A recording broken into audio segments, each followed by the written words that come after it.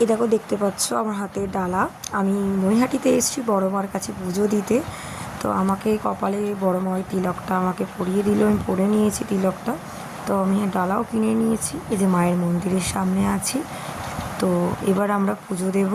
আমি ভাবতে পারিনি এই বড় মার কাছে আসবো আসবো করে ফাইনালি আসতে পেরেছি। মা ডেকেছে বলে মা না টানলে আসা হয় না। তো আমরা এখন দাঁড়িয়ে রয়েছি লাইনে, বেশি লাইন নেই খুব একটা। তো এবার পুজো দেবো। তো সামনেই মন্দিরের সামনেই আছি। এই দেখো কত ভক্তরা সবাই এসছে মাকে পুজো দেবে বলে, মাকে দেখবে বলে। এখানে অনেক লোক হয়েছিল, মানে সেরকম ভিড় খুব একটা ছিল না।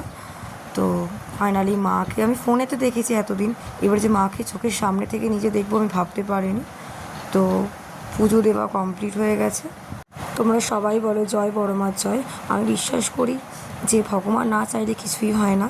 তো এই দেখো এটা হচ্ছে মেন কালী মা, এটাই হচ্ছে বড় মা। তো এইটাই পুজো করা হয় প্রতি বছর কালী পুজোতে। এখানে প্রতি বছর ভিড় হয়। আর আমি ঠিক কালী পুজো দুদিন আগেই এসেছিলাম পুজো দিতে, মানে বৃহস্পতিবার দিনকে পুজো দিতে এসেছি।